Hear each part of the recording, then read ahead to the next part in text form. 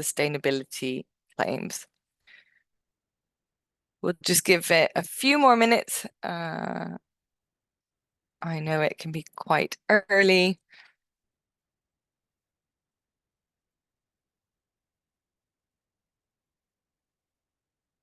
Already seeing the first questions come in as well, so I encourage you to keep that up during the webinar, so we have a fruitful discussion at the end. In the meantime, please do answer the first poll question, rating the significance of each of the challenges that were listed when making green claims within your organization. All right, this is being recorded. Let's get started now. Alice, over to you. Brilliant. Thank you, Laura. And yes, welcome everyone to today's webinar, From EU Green Claims Directive to Action, communicating credible sustainability claims. I hope the sun is shining wherever you're joining from. It's a beautiful morning here, which is great. My name is Alice Ainsworth. I'm a senior manager here at the Carbon Trust, and I lead on our product carbon footprint labelling programme. And I'm joined today by three fantastic colleagues: Anna McShane, Marketing and Communications Manager, who works directly with our corporate clients, supporting with their marketing and communications, and is also therefore very closely involved in our product carbon footprint labelling programme. Noor Krabendam, a Senior Associate and I think self-professed policy nut, who is one of our client executives and also leads on EU policy specifically. And Laura van der Ven, our European Marketing and Engagement Lead, who will be moderating the Q&A for us later in the session. So do keep those questions coming in. Over the next 45 minutes to an hour, we'll be covering some brief introductions before moving into kind of the main bulk of the webinar, where we'll be looking at what changes we've seen in the market with regards to green claims, the intended purpose of the new green claims and empowering consumers for the green transition directives, what implications this has for communications as we see it, and how we can help you to navigate this changing landscape. And then finally, we'll make sure to have plenty of time at the end for some Q&A as well.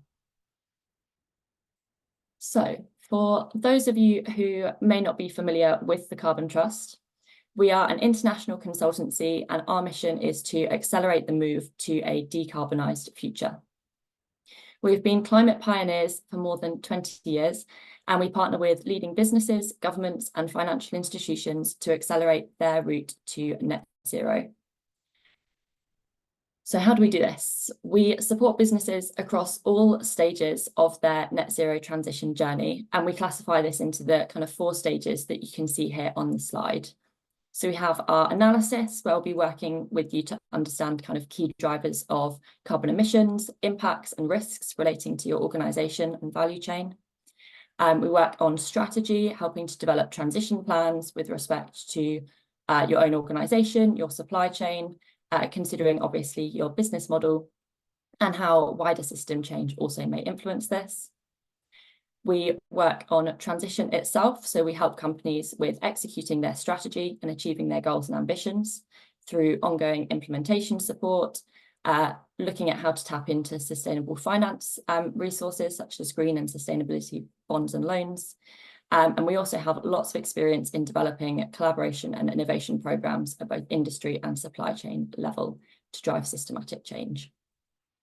And then finally, on impact, we support companies to communicate impact through verification and assurance support, including our growing product label. And it is, of course, this impact category, which we see as most closely linked to today's webinar topic. So what changes and trends are we seeing in the green claims landscape? We are seeing high amounts of turbulence and uncertainty in the market, and this is being driven by a host of factors, from regulatory developments to consumer and media scrutiny. And it's really leading to fast-moving changes in best practice when it comes to green claims. As I think we're all acutely aware, 2024 is a big year in politics. Here you can see just how many major economies across the world are holding elections this year. And with this, naturally, comes heightened uncertainty including greater uncertainty around the implications for climate policy and that net zero transition. And for anyone based in the UK today, if you haven't already voted, make sure that you get out and vote. If we narrow our focus in slightly from the global perspective to the European one, what does this mean for Europe? So the European Parliament elections took place last month. And in terms of what this means for climate and energy policy, crucially, there have been some significant risks flagged by experts. 67% of experts expect the outcome of the elections to have a negative impact on the implementation of the Green Deal. This really highlights the vital role that businesses need to play in driving decarbonisation. If we can't necessarily rely on kind of EU regulation to drive this agenda, then the actions of large-scale businesses and, of course, national parliaments are crucial. This is really echoed by expert opinion across the EU when they were asked about the importance of other stakeholders in ensuring the continuation of the European Green Deal. However, on a more positive note, when it comes to the regulatory landscape with regards to green claims specifically, these legislations and regulations are in the fairly advanced stages of development. And so we do think that there's a lower risk of uncertainty here, and we can have more confidence in how these green claims directives, the proposed green claims directive and the empowering consumers for the green transition directive will be finalised. Alongside this political uncertainty, we're also seeing greater scrutiny of green claims in the media, and this is putting consumer trust at risk. So in 2020, the European Commission found that 53% of examined claims in the EU were vague, misleading, or unfounded, and 40% were unsubstantiated. On the slide here are a handful of examples of green claims making headlines, in particular on subjects such as greenwashing, carbon neutrality, kind of questionable offset schemes, and calling out companies for making vague or misleading environmental claims on products. Just last week, Germany's federal court decided that advertising must explain what climate neutral means, and companies may only advertise with the term climate neutral if they explain what this means in the advert itself. And this was stated by Federal Court of Justice. So this really just goes to show how much of a top priority and agenda item this is across the media landscape and the regulatory landscape. And you can see some examples here of the type of scrutiny companies are getting. Of course, all of this scrutiny really risks companies going in the opposite direction and green hushing, whereby companies stop talking about their environmental credentials. However, we know, and we can see through multiple reports, that consumers want to know, and they care more and more about the environmental credentials of their purchasing, and green hushing prevents consumers from having access to this information. More than half of consumers globally say environmental sustainability is more important to them today than it was just a year ago. Close to half of consumers say that they're opting to purchase more sustainable products to reduce their personal impact. And 50% of consumers we surveyed said that they feel more positive about a brand which reduces the carbon impact of its products. This consumer interest and demand offers a fantastic market opportunity for brands who are taking meaningful action and communicating with credibility. A recent PwC report found that consumers would be willing to pay 9.7% above the average price for sustainably produced or sourced goods. And similar work by IBM in 2022 showed that being transparent and credible in sustainability initiatives can open up new market opportunities for companies. And that may be attracting new consumers, employees, or potentially investors. So there is a brief whistle-stop tour through some of the changes that we're seeing across the market at the moment. And by the end of today's webinar, we're really hoping to give you the knowledge which will help you to navigate this landscape, from understanding the purpose of the new legislation to its implications for how you communicate, and then rounding out with how we can support you with navigating the landscape. I will hand over to Noor now, who will take you through the purpose of this regulation.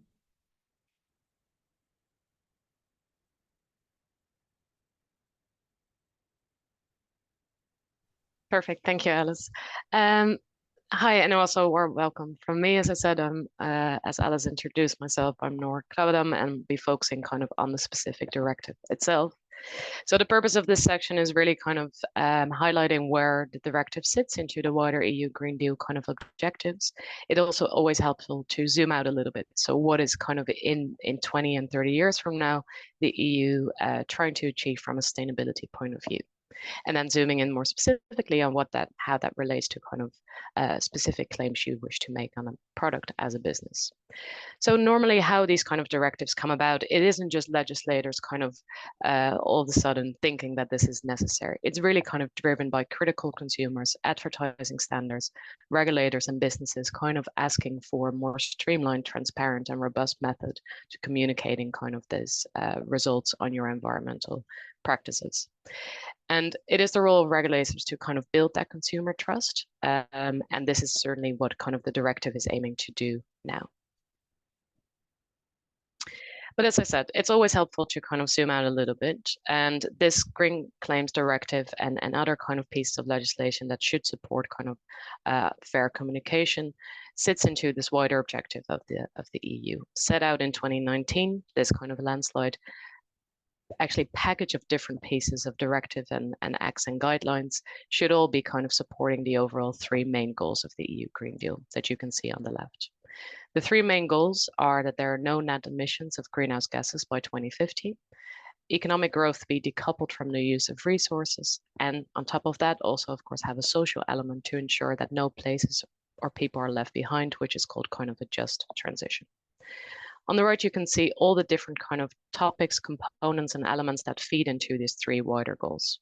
Sometimes some are more kind of sectorial based. Sometimes some are more focused on kind of the digitalization as part of the EU Green Deal.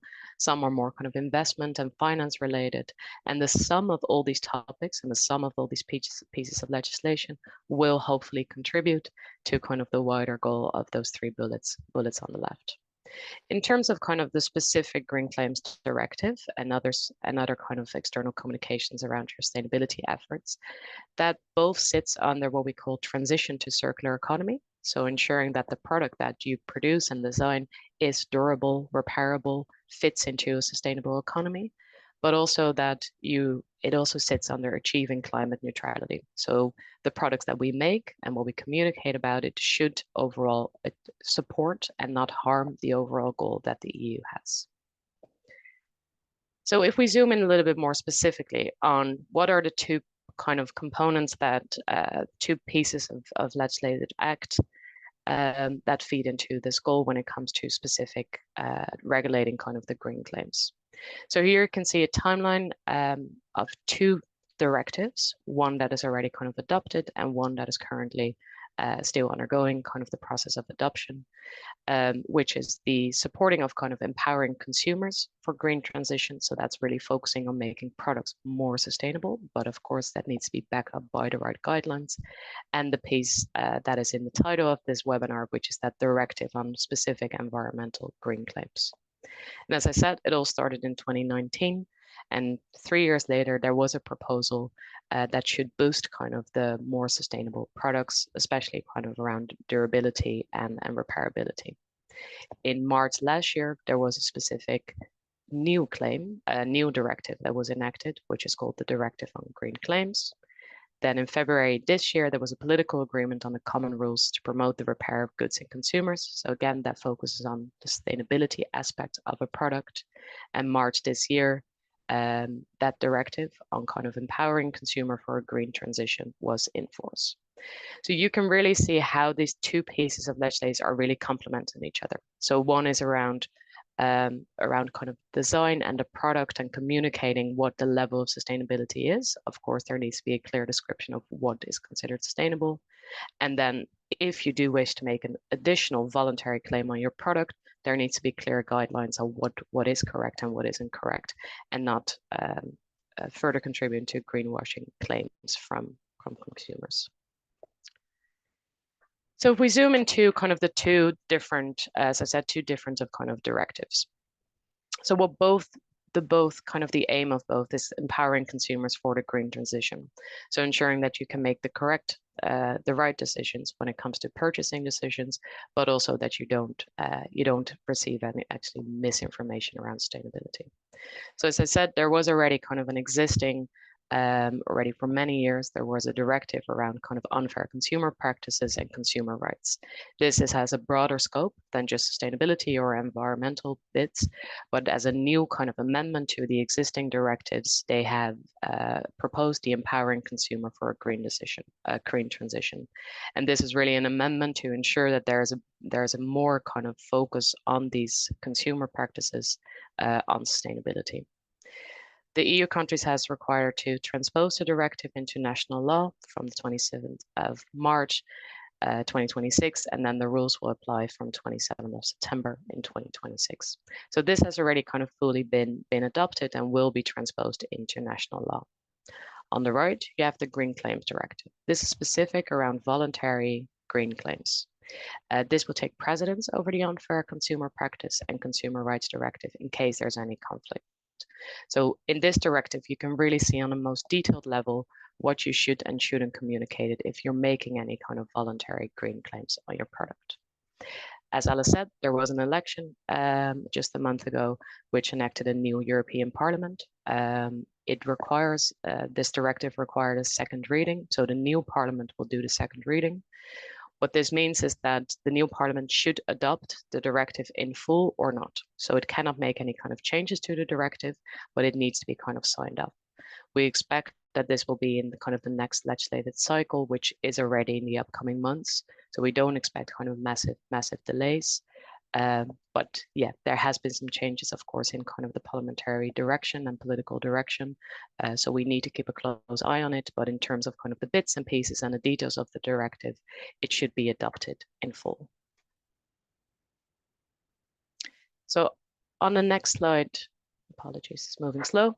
So as I said, there's kind of this overarching objective of all these pieces of legislation that should support kind of the wider European goal. However, what is the Unfair Consumer Practices and Consumer Rights Directive amendments? What they aim to do is ensure that consumers are provided with better information at point of sale. And this better information has a wider scope than just kind of green claims. It has levels of durability and repairability of goods, and is in general kind of the consumer's legal guarantee rights. These amendments don't say anything specific what you can say around environmental claims. That really sits in the Green Claims Directive, which I said is a new directive, and it should take precedence of the consumer right ones. So companies must substantiate voluntary green claims in business to consumer commercial practices. The overall objective is bring consistency to green claims made across the market by specifying new requirements which must be complied with.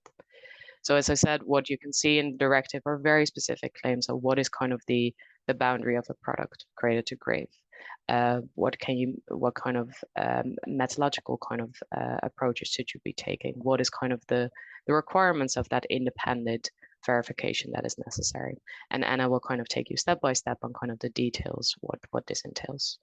Both directives have kind of the same scope in terms of who it applies to. So it applies to all organizations selling their products in the EU market. So even though you're not based in the EU as a business, if you're selling your products on a market, you need to align to these directives. Then some final kind of key takeaways from a legislative point of view. So what we really want to kind of convey also in this webinar is that it doesn't just sit in your sustainability team, in your kind of legal team, or in your marketing team or product design. It's really kind of the combination of all these teams working together and following kind of these three main points that I wish to make. So the directive will be transposed into kind of national law. This will take place in all the countries that are in the EU. What you can see is that there are some additional national kind of legislation that could be going on top of kind of the EU Green Claims Directive. This will never kind of diminish the EU Green Claims Directive. That is really kind of the minimum requirements that you need to align to. But you can see national countries already being more ambitious or more stricter of what you can and cannot kind of disclose. then, even though the discussion of today is based on the EU, we want to make sure that you are aware that these developments are happening on a global level.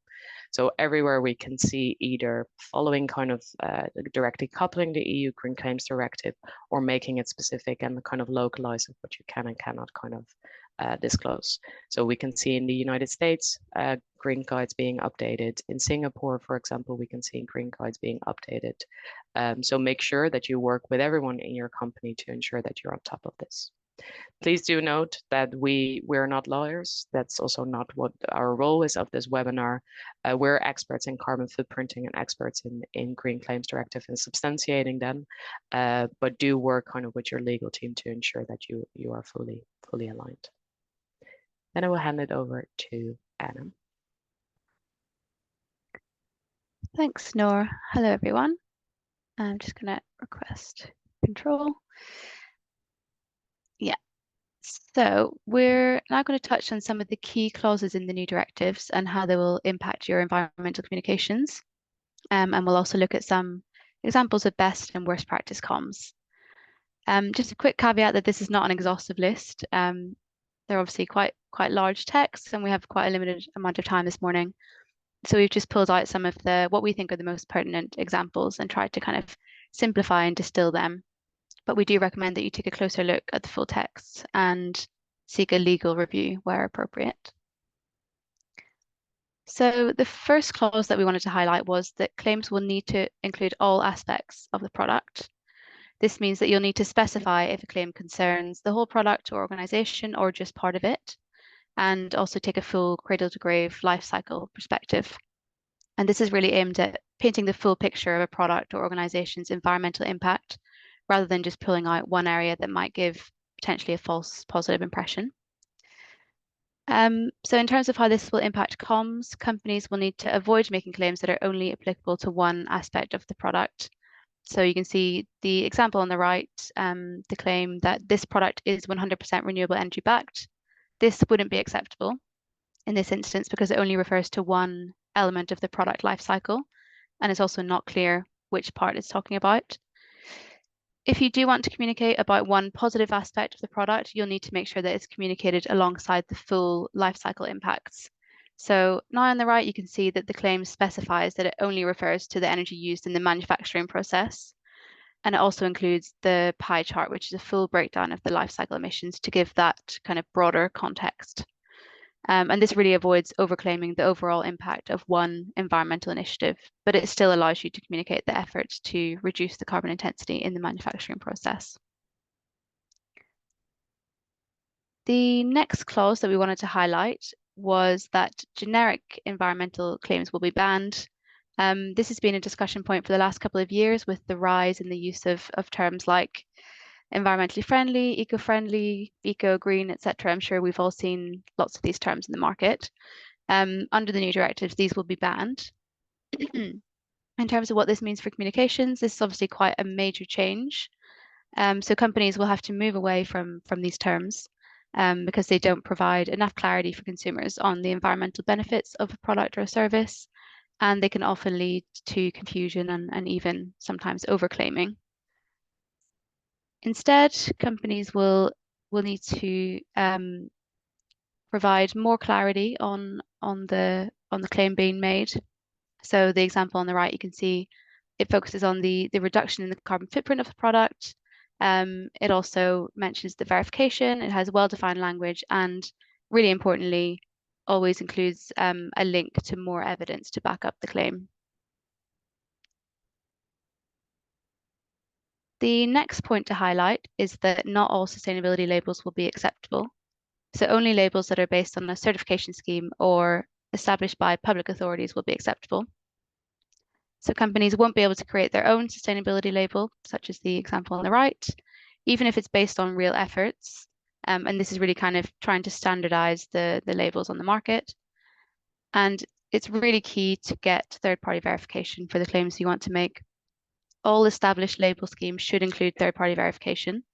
This makes your claim more robust and kind of demonstrates that the calculations have been checked and are verified against an international standard. If you're working with a verification provider, you can ask them whether they meet the requirements for a certification scheme as defined in Annex 1 of the directive. And that way you can make sure that any claims associated with verification will be acceptable under the new directives. And again, really importantly, when you're using an environmental label on pack, make sure that you signpost to a web page that has more information to evidence the claim. So where there isn't enough space on pack to communicate the evidence, make sure that you're linking to accompanying web page. For example, for this claim for a verified carbon footprint, you would include details on the boundary of the measurement, the emissions figures themselves, the relevant standard used, and also how any reductions were achieved. And this just gives you that added layer of transparency. So now looking at claims related to future performance of a product or organization. So claims like net zero targets or future emissions reduction targets. Companies will need to make sure that these claims are supported by clear commitments and targets and that they're publicly available. So they'll need to publish a detailed and realistic implementation plan for how they'll meet the targets, including the resources required to meet them.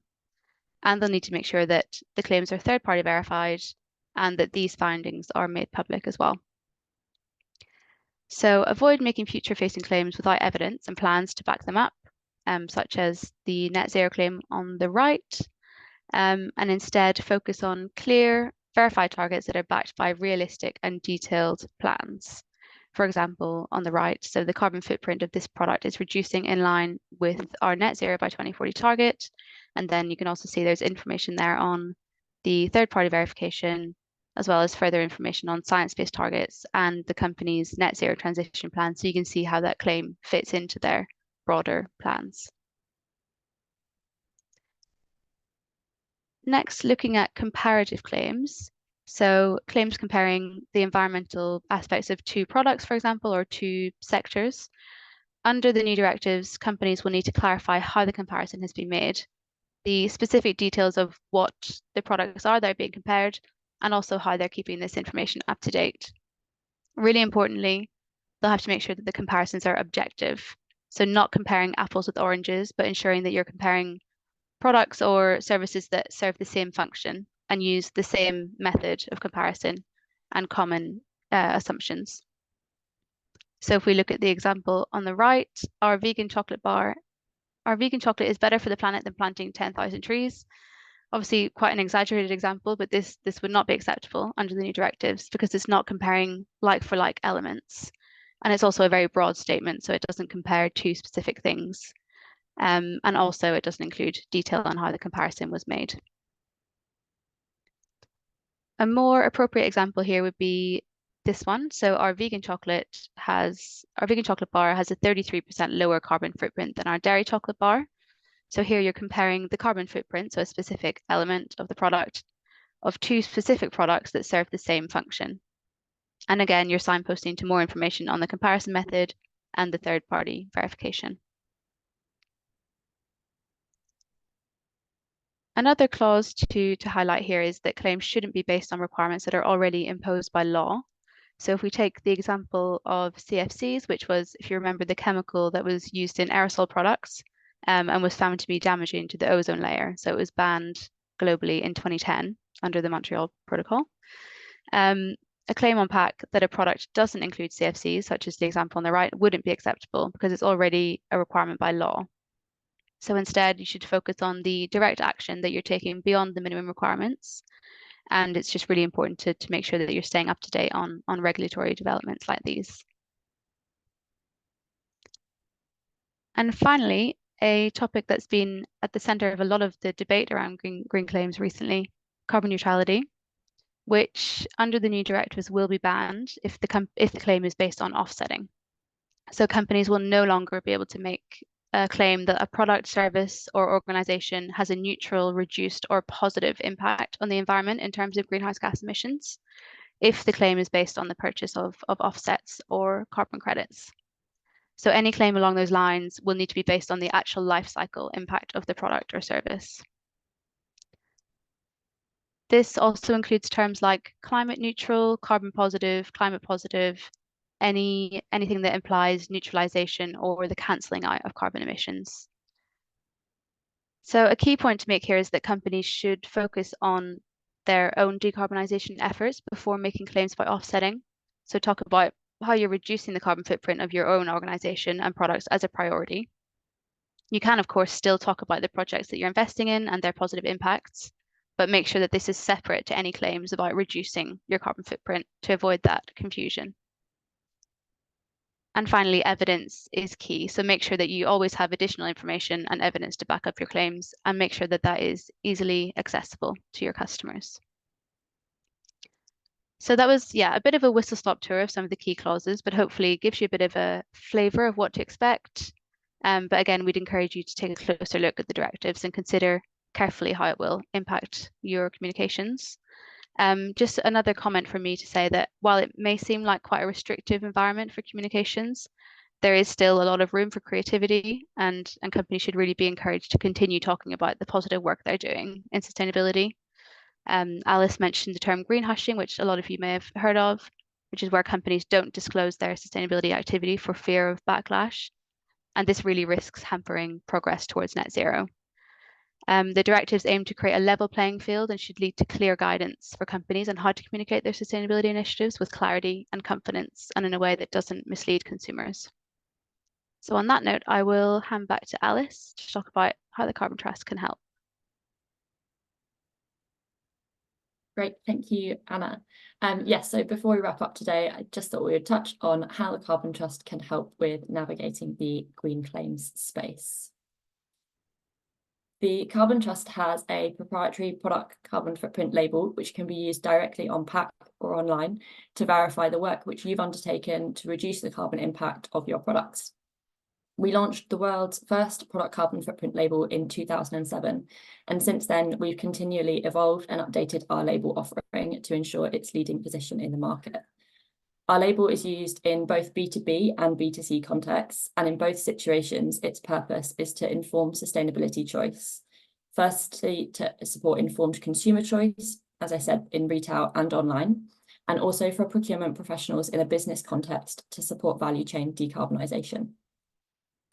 In September 2023, we took decisive action and updated the design of our label to consider the growing disclosures required and expected to support credible consumer and customer communication. As part of this, we carried out extensive research on legislation in key global markets. We examined media articles to understand why companies were getting called out and where the scrutiny is being focused. We also extensively researched consumers. So we undertake our own YouGov or our own research in partnership with YouGov on a every 2-year basis. But we also carried out consumer-focused workshops to understand and test how consumers absorb this information that's presented to them. Through this, we clarified and sharpened our terminology to be as clear and as transparent as possible. And we also updated the overall design of our label. So as you can see on the slide here, we now have a right-hand claims box, which specifically details the exact claim which has been achieved. We tailor the information to the product itself that's been verified and has achieved the reduction.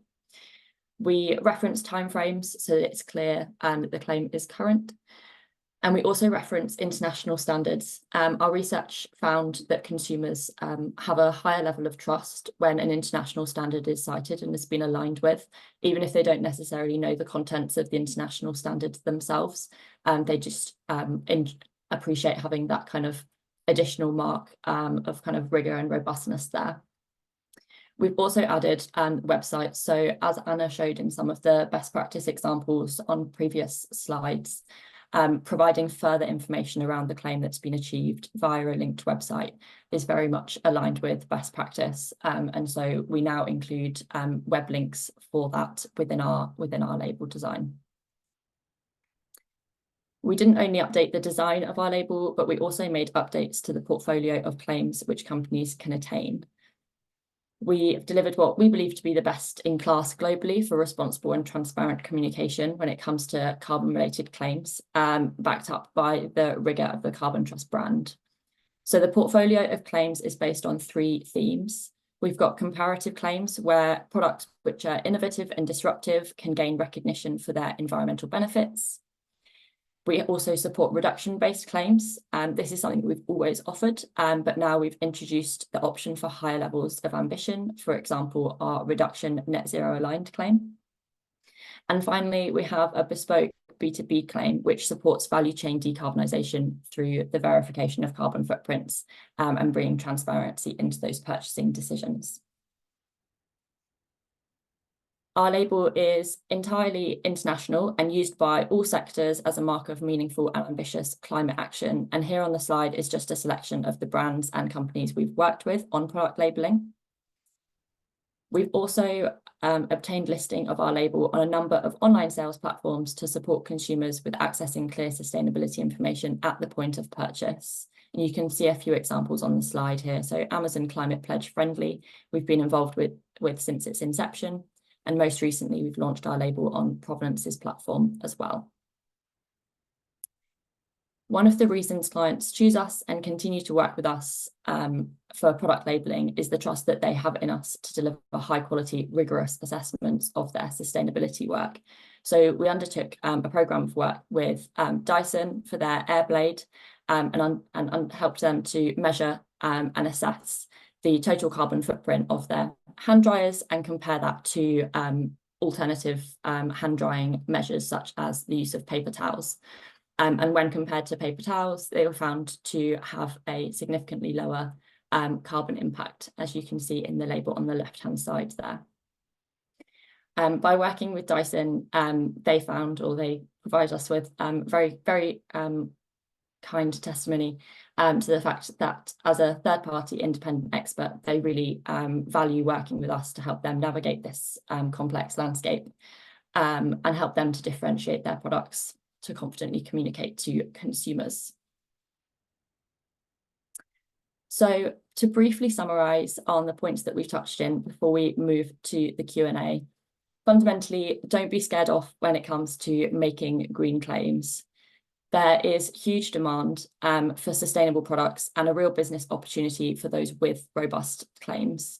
Regulation is being introduced to bring consistency to the market.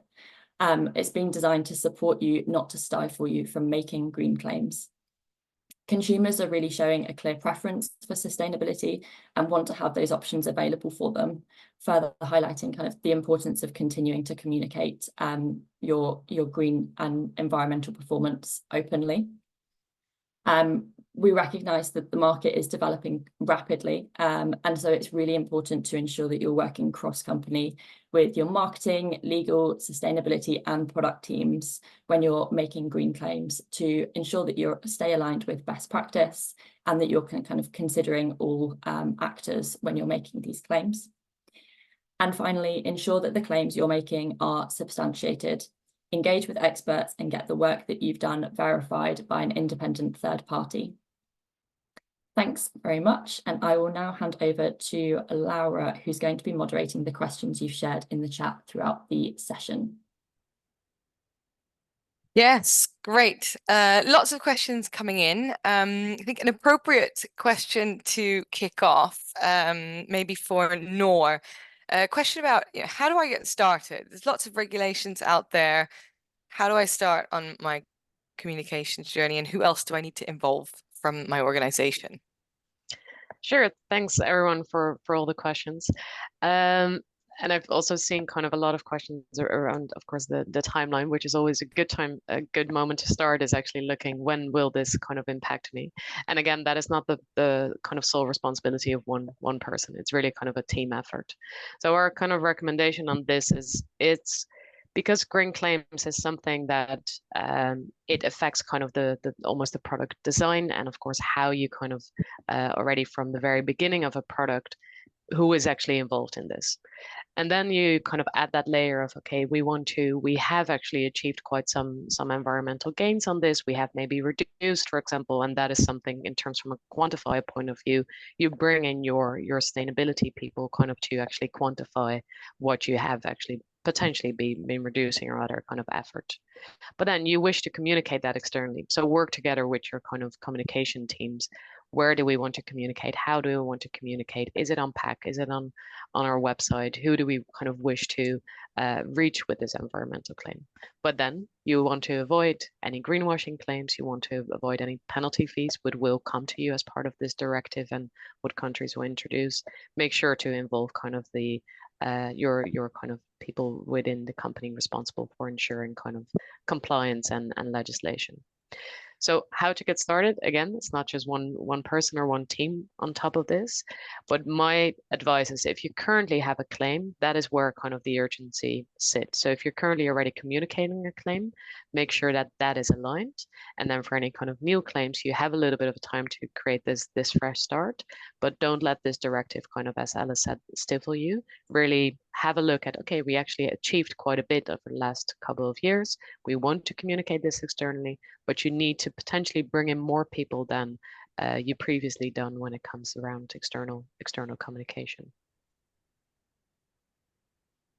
Thanks, Noor. Yeah, I think that also answers some other questions that we're getting in about, leadership wanting to stop communication because of fear and how to curb that, really working together across departments. Before we move into kind of more details about communication, there's also some questions coming in around EU Parliament and the timelines. Have these directives been officially implemented yet? When will the Council formalize their position? And if it is voted in, what would be the expected date for adoption? So Noor, maybe you can just touch on those timelines again for everyone. Absolutely. I appreciate timelines can be confusing when it comes to any kind of piece of directive. That is what needs to take place when you're trying to align 27 countries. So the timeline is that in March this year, the European Parliament has adopted the first reading. So basically that's the biggest hurdle kind of to overcome. So really kind of adopt the details. Then the second step is kind of for the Council, as you referenced to assess, kind of indicate the readiness of this directive. So from 2 weeks ago, from June the 17th, they started kind of negotiation on this directive. So that is what the role of the Council is. Then the directive is expected to kind of be adopted after this discussion between the Parliament and kind of the Council, and that will then that discussions will probably be for the upcoming months. So unfortunately, we don't know exactly when those negotiations will be finished. But we expect that the final adoption of the directive, so that is after the second reading of the new Parliament, will most likely be adopted 2025, hopefully beginning of 2025. And then after that adoption, countries have 18 months to transpose that into national law. So if you do a quick math, it means that kind of the beginning of 2026, 2027, hopefully it will be completely transposed into national law. Must say that 18 months is the final limit. So you can already see countries kind of already adopting this and want to actually enact this sooner than kind of the final date of that 18 months. So don't wait for the final bit of the 18 months to then start looking at the directive. I think really what our recommendation is on the timeline is that look at the directive, how it currently stands, follow the negotiations where you can, but how the current kind of state of directive will most likely be adopted in the following months after the second reading, because it does require a second reading, and the Council usually takes a few months to negotiate. So that's a bit of the timeline that I'm not an insider into Brussels, but that's a bit of the timeline that I can share. Great. Well, hopefully that answers everybody's questions. And then finally, related to these directives as well, who do they apply to? We've got some questions on, does it also apply to B2B claims and products? What about my sustainability reports? And can I talk about other steps along the value chain? Noor and Anna, maybe you've got some thoughts on those. Yeah, I can quickly kind of, and then happy to hand over to Alice and Anna a little bit, because there are many different directive and legislations around sustainability now, which is a good thing. And there's a reason why we're having a very kind of laser focus for today. So We won't dive into the famous CSRD today, but if you're talking about kind of the biggest kind of sustainability reporting that currently stands, it's really that almost B2B kind of wider sustainability reporting that you need to disclose. So if it's about your value chain impact, if it's around kind of target setting, if it's around transition plans, those kind of wider sustainability strategy, those are different pieces of legislation. So that really sits into kind of mandatory sustainability reporting under CSRD. The boundary of this directive is voluntary green claims. So you're not obliged as a company to make a green claims. Only if you wish to make on a product to your consumers, then this is the directive you should be looking to. But I will hand it over to Anna and Alice to speak specifically kind of on the audience of the directive. Anna, do you want to add anything, or shall I add something? Cool. Yeah, so I mean, the primary audience for both of these is to build that consumer trust. So predominantly they are focused on, as Noor said, claims which are made on a B2C basis. However, there are various references throughout the directives when it comes to kind of transparent communications to customers as well. I think you can't really look at the B2C kind of how materials flow, etc., without also considering the B2B angle. So our guidance would be that best practice would be to align with this, whether you're selling on a business-to-business basis or selling directly to consumers. But the primary focus of the regulations is to build trust within the consumer landscape. Thank you both for that. Alice, I'm going to direct this one to you. There's some questions about kind of the detail needed to substantiate green claims. So I'm looking kind of at the life cycle perspective. What's the scope that, what should the scope be, and what really needs to be carried out? Yeah, so from our perspective, best practice when it comes to making any kind of consumer claim would be for the whole life cycle and all kind of material stages of the life cycle to have been considered in the assessment of the claim. And that's really to ensure that when you're presenting information to consumers, it reduces that risk of anyone claiming that you're kind of misleading them by only presenting part of the story. I mean, I think at an organizational level, I'm sure many of you will have seen the kind of criticism that companies presenting just their scope 1 and 2 footprint or focusing only on their scope 1 and 2 targets can lead to because of the materiality of their whole value chain and the scope 3 aspect. And if we consider a kind of a similar angle when it comes to product level claims, if you're only taking kind of a cradle to gate perspective and you're not including your downstream emissions, for example, your use phase or end of life treatment, then actually that can, one, exclude quite a significant portion of emissions from the claims that you're making, or in the worst case, as Anna mentioned during her section, if you're making let's say a reduction-based claim on a cradle to gate basis, but actually when you consider the further downstream life cycle stages, that reduction wouldn't be true. You then risk kind of further criticism when it comes to excluding and cherry picking the bits of your life cycle and your footprint which paint the prettiest picture. So our best practice recommendation would always be to include cradle to grave assessments, and that's what all of our labelling is in line with when anything's presented to consumers. Great. Hopefully that's given some clarity around that. There are also some questions coming in around kind of, we've spoken a lot about these EU directives. Do we see a common direction of these kind of more that will be going toward that's different from global jurisdiction? What are we expecting will happen there? I don't know, Alice, maybe you can comment on that. Yeah, so in terms of just kind of how the global landscape is evolving and where the EU kind of fits in with this. Yeah, so I think it's fair to say that the EU regulations are kind of the first or very early movers and really setting a high bar for best practice when it comes to making environmental claims.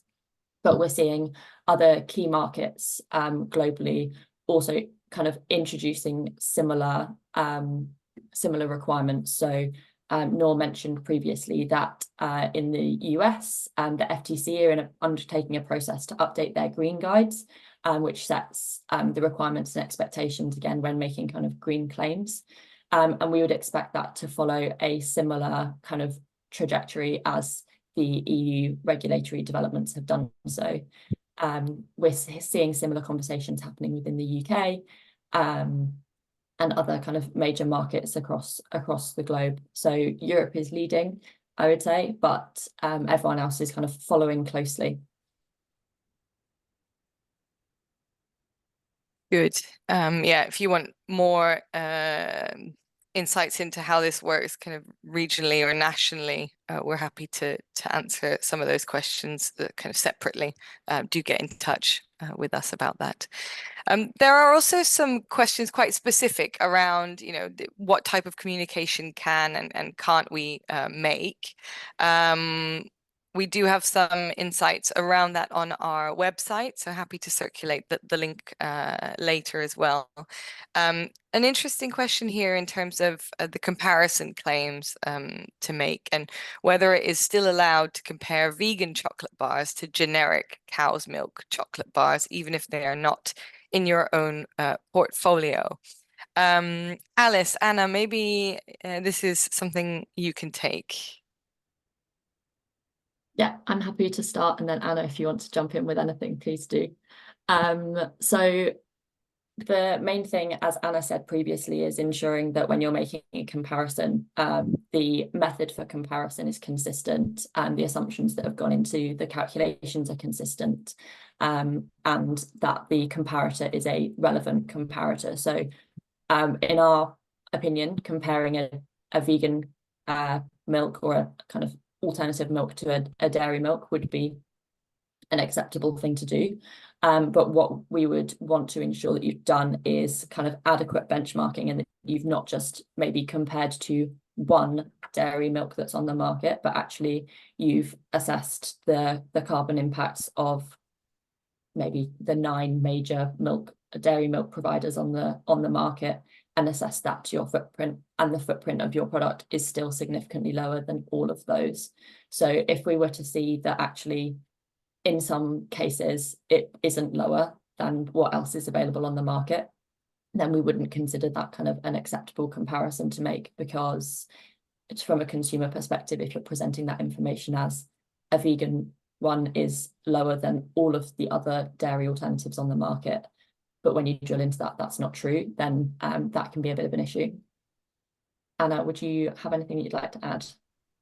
Yeah, I would echo that. I think it's a really strong claim to be able to make, but it's not an easy one to achieve in terms of the level of assessment needed. But it is something that we've done with clients in different sectors. So if it's something you're interested in, feel free to get in touch. We can have a discussion about it. Great, and then tied to kind of communication as well, Anna, you presented about this in the webinar around the use of the term carbon neutral. Can a company use the term carbon neutral if they caveated this with a note to say that offsets are used? Yes, so under the new directives, no. So any term that implies that the product has zero impact, or that the greenhouse gases have been cancelled out, can't be used if the claim is based on offsets. So any carbon neutral claim would have to be focused on the actual life cycle of the product itself. So for example, the product is somehow absorbing more carbon dioxide than it is emitting in the life cycle of the product. So yeah, the Green Claims Directive is quite clear that we need to steer away from terms like carbon neutral when it's based on offsetting. So we can still talk about offsetting, we can still invest in projects that have a really positive impact, but it needs to be a separate claim to any reductions or neutralization claims. Right. I think we're coming up to the last question for today. And Alice, I'm going to pass this one to you. There's quite a few questions coming in about the Carbon Trust label, how it's evolving, but also how will it continue to evolve kind of around within the changing landscapes and the changing claims landscape. How is the Carbon Trust ensuring that we're kind of keeping track of these and our experience within it? Yeah, so this is a great question. We are continually keeping watch and like moderating what's going on in the landscape. So we're continually looking at regulatory developments, obtaining legal advice, external legal advice where necessary, working closely with our own legal team to ensure that we are developing our label in line with kind of best practice.